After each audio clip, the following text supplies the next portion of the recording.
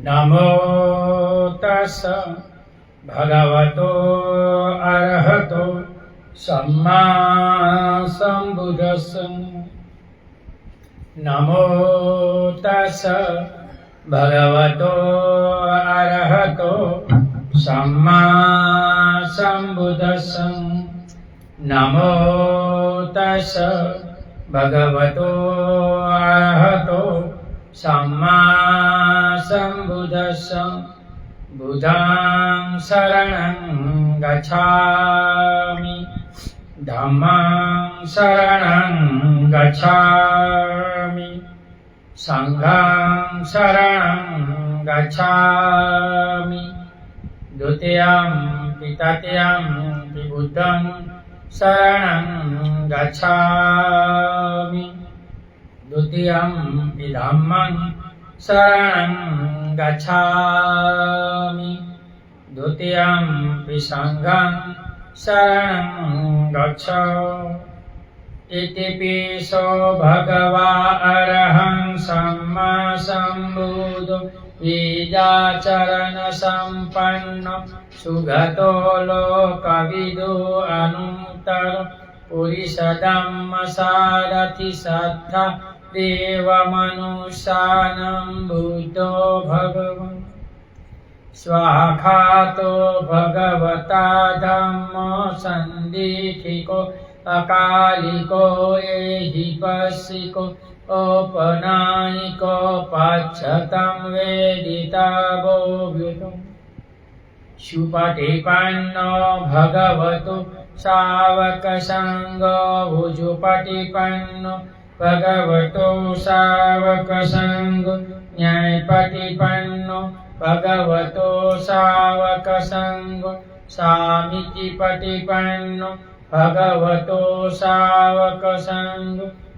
यदिदं चत्वारि पुरुषयुगानि अष्टपुरुषपूगला एष भगवतो सावकसङ्गो आहुहेयो पाहुहेयो दक्षिणीयो अञ्जलिकरणीयो अनुत्तरं प्रियं खेतं लोकसात्। साधु साधु साधु। वर्षावास में अमर बोध व्यास सुरेंद्रनगर गुजरात से भिक्षु पथिक श्रेष्ठी बुद्धिसत्व डॉक्टर भीमराव आंबेडकर लिखित ग्रंथ भगवान बुद्ध और उनका धम्म पढ़ रहे। भाग छठा। निम्न स्तर के लोगों की धम्म दिशा। नाई रूपाली की धम्म दिशा, मेटर सुणत की धम्म दिशा, सोपातका सुपी और सूतों की धम्म दिशा, सुमंगल तथा अन्य निम्न जाति वालों की धम्म दिशा, कुष्ठ रोगी सुपद की धम्म दिशा। देखो छठा भाग, पहला का दूसरा का छठा भाग, निम्न स्तर लोगों की धम्म दिशा।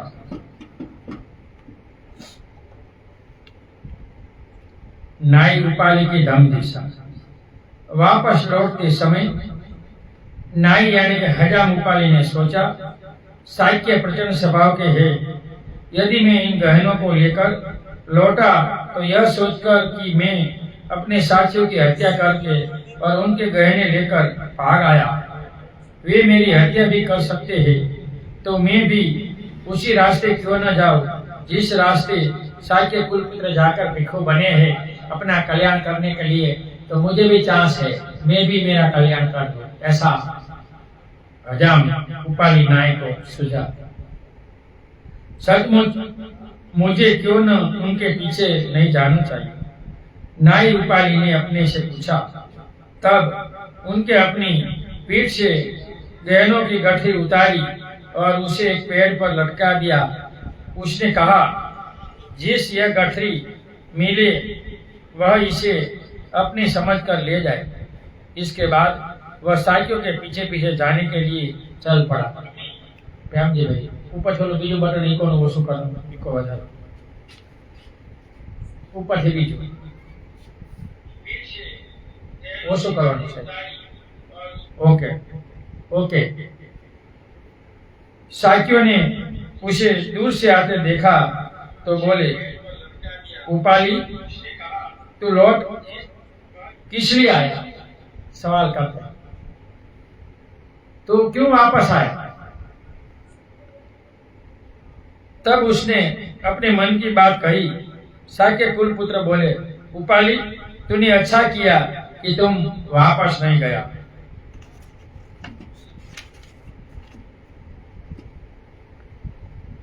क्योंकि शाक्य निसंदेह उग्र है, वे तुम्हें मार भी सकते हैं। और वे उपाली को अपने साथ लिए वहां पहुंचे जहां भगवान बुद्ध ठहरे हुए थे। वे वहां पहुंचकर उन्होंने भगवान तथागत बुद्ध को वंदना किया, प्रणाम किया और एक ओर जाकर बैठे। इसी प्रकार बैठ चुकने पर उन्होंने भगवान तथागत से निवेदन किया कि भगवान, हम आपके संग में भिक्षु बनने के लिए प्रवज्ञा लेने का संसार गुरु त्याग करके आए हैं।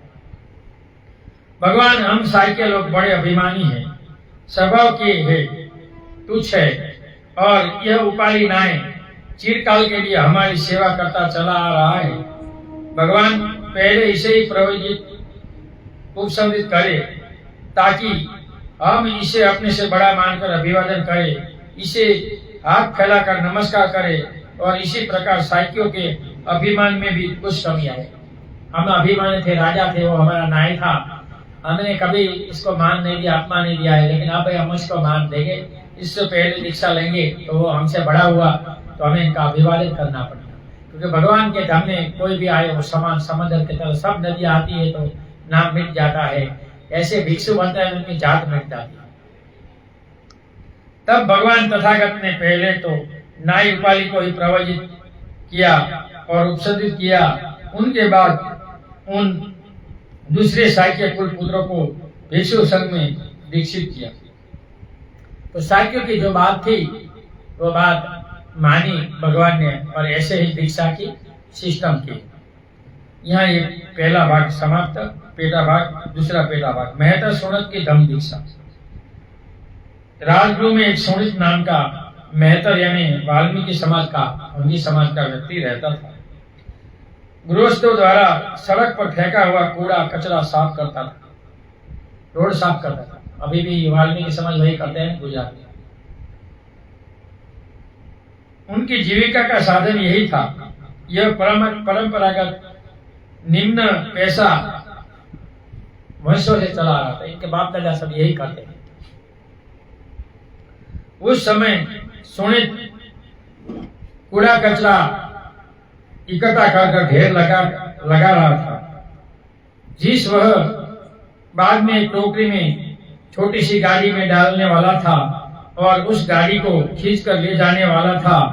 उस समय उनके अनुयायी सहित भगवान तथागत को आते देखा। उनका हृदय प्रसन्नता से भर गया, किंतु साथ ही वह डर गया। इतना महान बनते आ रहा है और मैं अब शपथ करूंगा इनके सामने जाऊंगा, इसको ऐसा लगा। सड़क पर सीखने की कोई जगह न देखी, उसने अपनी गाड़ी को दीवार से सजाया, दीवार से जा सटाया और खुद ही दीवार के सट कर हाथ छोड़े खड़ा हुआ। अपनी गाड़ी के पीछे खड़ा रह गया कि भगवान निकल जाए, इसके बाद मैं निकलूंगा। लेकिन भगवान तो त्रिकालज्ञानी थे। भगवान आज इनको ही दीक्षा देने वो गाँव में आए, क्योंकि भगवान त्रिकालज्ञानी थे। सुबह में 4 बजे ध्यान साधने में देख लेते आज किसको धर्म देना है, आज कौन सतापति होने वाला, आज कौन भिक्षु बनने वाला है। तो ऐसे भगवान इनको जाकर धर्म देते। तथागत भगवान जब बुद्ध समीप आए तो उन्होंने अमृत भरी वाणी से उसे संबोधित किया।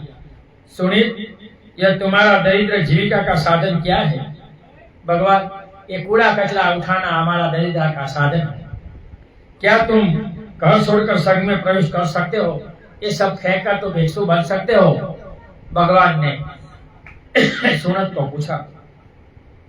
सुनत को ऐसा लगा जैसे किसी ने उस पर अमृत की वर्षा की हो। बोला, जिस संघ में भगवान बुद्ध है उसमें मैं कैसे नहीं आ सकता?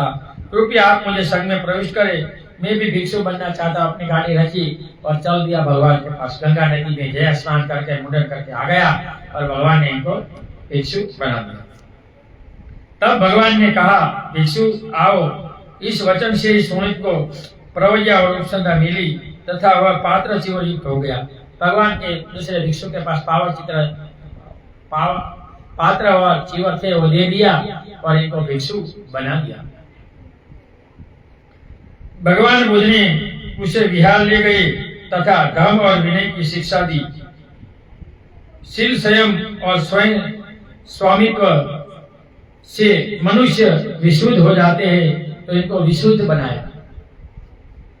जब पूछा गया कि सुनत इतना महान कैसे हो गया, तो भगवान तथागत ने कहा, जिस प्रकार रास्ते पर पड़े किसी कूड़े कचरे के ढेर पर एक सुगंधित कमल भी उग सकता है, उसी प्रकार अंधे जगत में, इस कूड़े कचरे भरे संसार में बुद्ध पुत्र भी प्रकाशित हो सकता है। कूड़े कचरे में जो गंदे तालाब में कमल निकलता है ना, ऐसे ये निकलता है। इसलिए भगवान का धर्म जाति को नहीं मानता, कर्म को मानता है। कर्म से इंसान महान है, जाति से नहीं। यहाँ ये दूसरा भाग समाप्त। तीसरा, स्वपाक तथा सुप्रिय असुतों के धर्म दीक्षा।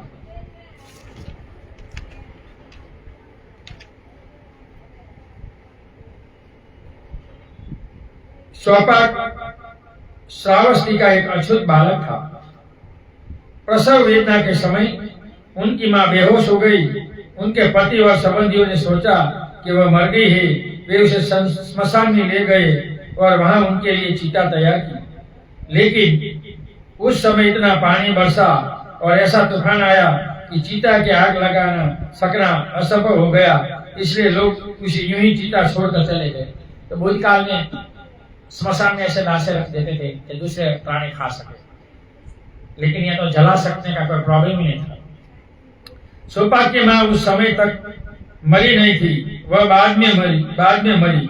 मृत्यु के पहले जब बालक को जन्म दे गई, वो लाश छोड़कर चले गए और बालक का जन्म हो गया। इसके बाद वो मरी, कोई नहीं थे, बालक ऐसे पड़ा था स्मशान में। उस समय उस बच्चे का स्मशान में रखवाले ने ही अपने बच्चे शुक्र के साथ पालन पोषण किया। तो स्मशान में इस वक्त आग लगाने वाले व्यक्ति वहां रहते थे। इसने अपने बच्चे के साथ इनको बड़ा किया कि इसका कोई नहीं है, तो अब मुझे ही रखना पड़ेगा। मां के समुदाय के नाम पर बच्चे का नाम स्वपाक ही पड़ गया। एक दिन भगवान बुद्ध स्मशान के पास से गुजर रहे थे। स्वपाक उन्हें देखकर उनके पास चला गया। भगवान को अभिवादन कर उनके पास भगवान के संग में प्रविष्ट होने के अनुमति। वहां से भगवान निकले, वंदना की, भगवान इस संसार में रहता हूँ, मेरा इस दुनिया में कोई नहीं, मैं छोटा बच्चा हूँ, मैं आपके संग में आना चाहता हूँ, मेरा कोई नहीं है इस दुनिया में।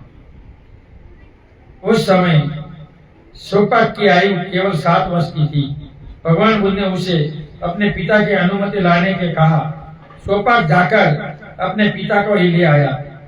पिता ने भगवान को अभिवादन किया और प्रार्थना की उसी पुत्र को संग में प्रवेश करे, क्योंकि इनका पिता गरीब था, ये दूसरा बच्चा था, कैसे पालेगा, तो अच्छा है वो भिक्षु बनकर चला जाए, और इसको सौंप दिया। इस बात का ख्याल न कर कि वह अछूत है, भगवान बुद्ध ने उसे संग में प्रवेश कर लिया तथा उसे धर्म और विनय की शिक्षा दी। तो भगवान बुद्ध के धर्म में जातिवाद नहीं है, छुआछूत नहीं है। बहुत ध्यान है, बहुत। बाद में स्वपाक बोलते हैं कि 10 साल हो गया तो स्थविर हुआ। सुप्रिय और स्वपाक बचपन से ही साथ बड़े हुए थे, क्योंकि सुप्रिय के पिता ने ही स्वपाक का पालन किया, पोषण किया था। इसलिए सुप्रिय ने भी अपने साथी स्वपाक से भगवान बुद्ध की धर्म की शिक्षा ग्रहण कर ली और वो भी भिक्षु बन गया, इनका भाई भी, क्योंकि गरीब मांग से, तो भगवान गरीब लोगों को, अछूत लोगों को भी भिक्षु बनाते थे। इतनी छुआछूत के समय में, जातिवाद के समय में भगवान ने कभी भगवान गुण कर्म से इंसान को बड़े मानते थे, जाति से नहीं। ब्राह्मण बड़ा है गलत है, गुण से सब बड़ा। उससे स्वपाक से ही उसे प्रवचित करने की प्रार्थना भी की।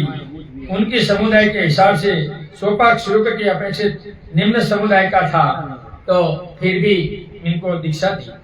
स्वपाक ने स्वीकार किया और सुप्रिय को एक तिरस्कृत समुदाय का था और भी परंपरागत पेशा स्मशान की रखवाली थी, वह भी एक भिक्षु बन गए। देखो, स्मशान में रखवाली करने वाला, इनको कोई खाना पीना नहीं मिलता, वहां से जो मिलता है वो मिलता था। इसमें पूरा जीवन था। इनको कोई लोग वो मुर्दे को अड़ते थे लेकिन इनको नहीं अड़ते थे, ऐसी परिस्थिति थी उस समय। फिर भी इससे दूर रहा और इनको भी भगवान ने भिक्षु बनाया और सब दुनिया इनको वंदन, राजा महाराजा वंदन करते थे। तीसरा पूर्ण चौथा सुमंगल तथा अन्य निम्न कोटि के लोगों की धर्म दीक्षा। सुमंगल श्रावस्ती का एक किसान का बेटा था। वह दराती हल और कुदाली से खेत के काम करने की अपनी जीविका कमाता था। खेत लोग तो क्या करेंगे, वही करेंगे ना। छन्न कपिल वस्तु का ही एक अधिवासी था और सुधोधन के ही घर का एक दास था। दास लोगों को भी भगवान ने दीक्षा दी। धन्य राजपूत का रहने वाला था, वह एक कुंभार था। एक कुंभार, एक पटेल, एक अधिवासी कंपत कुरश्रावस्ती में रहता था। बदन पर चिथड़े, हाथ में खप्पर लिए भीख मांगते फिरता ही उनकी जीविका का एकमात्र साधन था। भिखारी था, उनका ही पड़ गया था। चिथड़े चावल बड़े होने पर वह घास बेचकर गुजारा करने लगा था। इन सभी ने मिलकर भगवान बुद्ध के संग में प्रविष्ट होने के अनुग्रह चाही। भगवान ने सब निम्न कोटि लोगों को भिक्षु बना दिया। बिना उनकी निम्न समुदाय की ओर देखे और बिना उनके पहले से पेशे की ओर देखे भगवान बुद्ध ने सभी को कहा, यही भिक्षु आ जाओ। आप भिक्षु हो गए और इनको भिक्षु बनाया। तब बोला जाता है कि संसार में हाहाकार मच गया, राजा में, सब में। बड़े बड़े राजा भगवान बुद्ध के शिष्य थे कि भगवान बुद्ध निम्न कोटि के अछूत लोगों को दीक्षा दे रहे हैं। तो राजा महाराज आकर फरियाद की तो भगवान ने कुछ नहीं सुना। भगवान ने कहा, मेरे धर्म में कोई जातिवाद ऐसा कुछ नहीं है। मैं सबको इंसान समझकर दीक्षा देता हूँ और दीक्षा दूंगा। चौथा पूरा। पांचवा कुष्ठ रोगी सुप्रपद की धम्म दीक्षा। एक समय भगवान बुद्ध राजगुरु के वेणु में विराजमान थे। ऐसे तो राजगुरु में वेद 2-3 विमान ऐसा किया भगवान के लिए। वहां गिलहरियों को दाना चुकाया जाता। गिलहरिया ने खिचकोली को लोग दाना देते। बहुत खिचकोली थी वो बगीचे। उस समय राजगुरु में एक आदमी रहता था। एक कोढ़ी नाम सुप्रपद। वह अत्यंत अभागा था, अत्यंत दरिद्र था और अत्यंत दुखी था। पूरे शरीर वाइट हो गया, कोट हो गया था। इनको भीख मांगकर खाना था और अपना जीवन गुजारता था। उस समय भगवान जन समूह को धम्म देशना दे रहे थे। उस कुष्ठ रोगी ने सुप्रपद ने जब कुछ दूर से वही भीड़ देखी तो उसके लगा कि निसंदेह वहां लोगों को भीख बांट रही होगी। मैं भी यदि वहां निकट चला जाऊं तो मुझे भी खाने को कुछ अवश्य मिल जाएगा। और वो वहां गया। क्योंकि बुद्ध काल में भीड़ होती है तो लोग ऐसे सोचते हैं कि खाना कोई बांट रहेगा उन्हीं गरीबों को। पैसे वाले लोग ऐसे करते थे। इनको भी सोचा कि चलो मैं जाऊं, मुझे कुछ मिलेगा। तो वो वहां गया। इसी प्रकार कोढ़ी सुप्रपद उस भीड़ के समीप पहुंचा। वहां जाकर उन्होंने देखा कि बड़े जन समूह के मध्य भगवान तथागत धर्म का उपदेश दे रहे हैं कि जीवन को पवित्र बनाओ। ये संसारियों, जीवन को पवित्र बनाना संसारियों का काम है। तो पवित्र बनाने के लिए भगवान ने पंचशील, अक्षशील और 10 शील का उपदेश दिया कि इसका आचरण करने से उपासक लोग, उपासिका लोग पवित्र बन जाते हैं और धर्म में सुखी बनते हैं। तो सबसे पहले जो लोग बोध बनते हैं इन्हें अक्षशील या 10 शील उपोषण का आचरण कर पवित्र और सुखी बनना चाहिए। जो पवित्र बनेगा वही सुखी होगा। तो भगवान बुद्ध का धर्म सुख के लिए, जातिवाद मिटाने के लिए नहीं। तुम जातिवाद मिटाने के लिए बोध बनते हो और मन में जाति लेकर घूमते हो। शादी करना है तो कौन में से बोध बना है वो पहले देखते हैं। तो ये गलत है। ऐसे तुम्हारा किसी का कल्याण होने वाला नहीं है।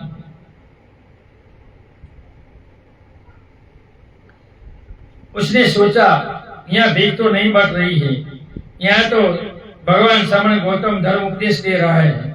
संसार को सुखी के लिए तो भगवान ने 3 मार्ग बताया, पवित्रता का मार्ग, सदाचार का मार्ग और सद्गुणों का मार्ग। तो यहाँ पवित्रता का मार्ग का भगवान बुद्ध उपदेश दे रहे थे। अच्छा मैं धमदेश सुन लूं। तो सुपद को लगा खाना तो नहीं मिलता, लेकिन भगवान की वाणी 5 एंगल की थी, बहुत मीठी वाणी थी। तो इनको लगा कि ठीक है चलो खाना नहीं मिला तो ठीक है, लेकिन वाणी तो सुने। तो सुप्रत वहां बैठकर भगवान की वाणी सुनने लगा। अच्छा वह ये नीचे करके एक बार जगह देखकर बैठ गया, मैं भी धर्म उपदेश सुनूंगा। अपने चित्त से सभी उपस्थित लोगों से चित्त की दशा जानकर भगवान सुगत ने सोचा, उन उपस्थित लोगों में कौन है जिसे धर्मबोध हो सकता है, कौन यहाँ श्रोतापति हो सकता है। ये भगवान ने देखा। भगवान तो टीका ज्ञानी थे, भगवान को सब पता था। तब भगवान ने एक और बैठे कोढ़ी सुप्रत को देखा। उसे देखकर भगवान ने जाना इसे धम्माबोध हो सकता है, इनका चित्त रुजू हो गया है, तब सुनने लायक है, वो श्रोतापति होने के लायक है। तब उसे कोढ़ी सुप्रत के लिए ही भगवान ने धर्म उपदेश दिया। दान कथा, शील कथा, स्वर्ग जगत आदि उन्होंने काम सुख की तृष्णा और आश्रम से मुक्ति का लाभ करने पर जोर दिया। शील कथा, कौन सा शील पालने से इंसान सुखी हो सकता है। हुआ ना कि 3 प्रकार की पंचशील की कथा आती है, 8 शील की कथा आती है, 10 शील की कथा है। 8 शील उपोषित करने से क्या लाभ है, 10 शील उपोषित करने से क्या लाभ है, वो भगवान ने बताया कि वो उपोषित आचरण करने से इंसान मृत्यु के बाद देवता या ब्रह्म लोक में जाकर इनका जन्म होता है, सब बताया। और इससे काम लोक में जो देवता लोक का जो सुख है वो मिल सकता है, ऐसे सब बात इनको बताई। तो भगवान कहीं जाते तो पहले दान कथा की बात करते हैं, संसार कैसे दान करता है, दान क्यों करना चाहिए। इसलिए सम्यक देश में पहला आता है कि दान का फल है श्रद्धा से आदर से मांगने पर थोड़ा भी देना चाहिए, किसी को मना नहीं करना चाहिए। इसमें खाने की चीज में है तो कुछ नहीं, सब दानम धम दानम जिनाति, भोजन दान से कोई बड़ा दान नहीं है। इसलिए अमावस्या पूर्णिमा को घर के आंगन पर कोई आता है तो खाने की चीज में कभी मना मत करो, जाति मत देखो, इंसानियत देखो। जब तथागत ने देखा कि कोढ़ी सुप्रत का चित्त नरम हो गया, कमाया गया है, ऊपर उठ गया है तथा श्रद्धायुक्त हो गया है, तब जो बुद्धों की सर्वोच्च देशना है उनका उपदेश दिया। दुख का समुदय, दुख का निरोध, दिख निरोध गामिनी प्रतिप्रेरणा मार्ग। तो भगवान बुद्ध ने संसार में दुख है तो यहाँ भगवान सत्यवादी है, इसका समुदय है तो यहाँ भगवान हेतुवादी है, आगे दुख निरोध है तो यहाँ भगवान आशावादी है, और इनका मार्ग है तो यहाँ भगवान क्रियावादी है। अगर आप क्रिया करोगे तो मुक्त होगे, बिना कर्म किए कुछ मिलने वाला नहीं। जिस प्रकार एक स्वच्छ कपड़ा रंग को अच्छी तरह ग्रहण कर लेता है, व्हाइट कपड़े को धोकर आप पानी में बोलेंगे तो कोई भी कलर एक्सेप्ट करता है, ऐसा इनका चित्त स्वच्छ हो गया था, व्हाइट बन गया था। उसी प्रकार उसी स्थान पर बैठे बैठे कोढ़ी सुप्रत को अंत्यधि अंतर्दृष्टि हो गई, वह सत्य को प्राप्त हो गया, उनमें विश्वास उत्पन्न हो गया। अब वे और कुछ करणीय नहीं रहा, वह भगवान तथागत की देशना में सुप्रत हो गया। तब कोढ़ी सुप्रभ बुद्ध अपने आसन से उठा और भगवान के समीप जाकर बैठ गया और भगवान को अंजलि कर्ण के हाथ जोड़कर वंदन किया। 2 हाथ जोड़कर ऐसे नमन कर इसको अंजलि कर्ण, पंचांग प्रणाम और लंबा हो जाए वो अष्टांग प्रणाम, जो भी प्रणाम इंसान को करना है वो कर सकते हैं। लेकिन कहीं भी भिक्षु सामने मिले तो आपको अंजलि कर्ण तो करना चाहिए, 2 हाथ जोड़कर वंदना भी भंते बोलना चाहिए। वो धर्म का आदर है, गौरव है, सम्मान है, हर बौद्धों को वो करना चाहिए। लेकिन हम गुजरात में देखते हैं कि बौद्धों को वो ठीक नहीं लगता, मिथ्या दृष्टि में है ना।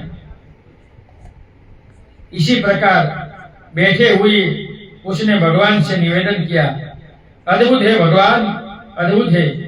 जैसे कोई कीड़े को ऊपर उठा ले, छिपे को उगाड़ दे, पथ भ्रष्ट को रास्ता दिखा दे, अंधकार में प्रदीप जलित कर दे, ताकि जिन्हें आंख है, उसी प्रकार भगवान ने नाना प्रकार से धर्म की व्याख्या दी। मैं भगवान बुद्ध, धर्म और संघ के शरण जाता हूँ, भगवान आज से मेरे प्राण रहने तक मुझे आपका शरणगत उपासक बने। वहीं वो श्रोतापति हो गया और बुद्धम शरणं गच्छामि, धम्मम शरणं गच्छामि, संघम शरणं गच्छामि 3 बार बोला और भगवान के चरण में चला गया और कोढ़ी उपासक बन गया। देखो इनको भी भिखारी को भी श्रोतापति हो गए। तो इतना महान धर्म है, वो सुखी हो गया, ऐसा महान धर्म है। इसलिए बुद्धिज्म में सुख प्राप्ति के लिए जाना चाहिए, जाति मिटाने के लिए नहीं। ऐसे जाति नहीं मिटेगी। हम देखते हैं जात को छोड़ते नहीं, बोलते हैं हम जाति से मुक्त है, लेकिन जाति से लिखते रहते हैं। बुद्ध पूर्णिमा या कार्तिक पूर्णिमा के जाति वालों के ब्याह शादी में जाते हैं, यहाँ बिहार पे नहीं आते। मैंने देखा परसों भी एक कार्यक्रम रखा था, कम बच्चे आए, इसका कारण वही था क्योंकि जात में रसे राखड़ी बांधने को। इनमें बुद्ध से कुछ लेना देना नहीं, दिखावे से लेना देना।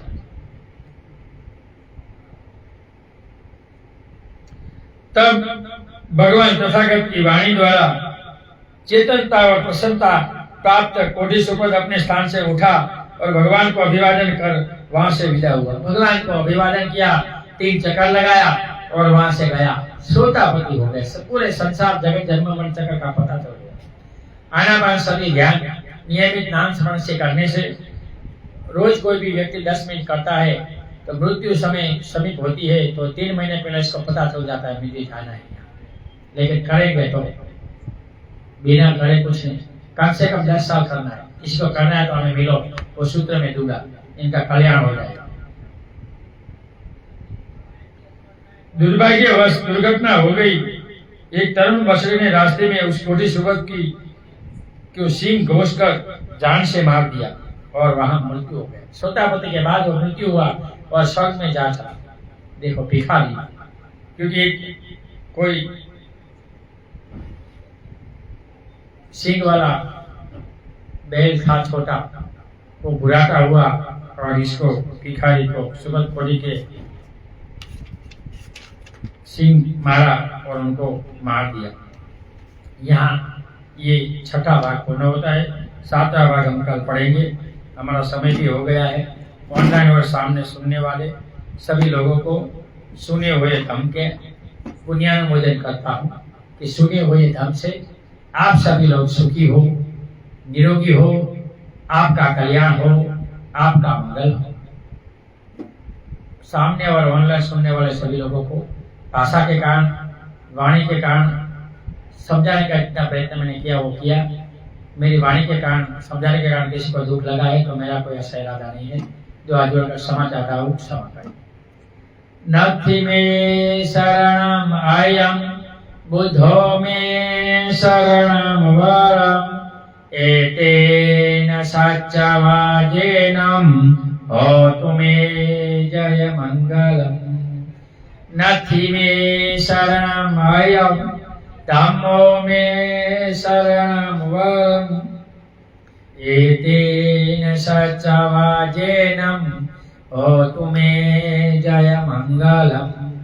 नथि में शरणम अयम, संघो में शरणम वरम, एतेन सच्चवाजेनम होतु मे जय मंगलम। नमो बुधाय, नमो धम्माय, नमो संघाय। साधु साधु।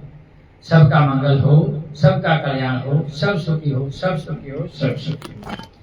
रात 10 बजे YouTube बनते पथिक में ये वीडियो आप सुन सकते हैं। नमो बुद्धाय।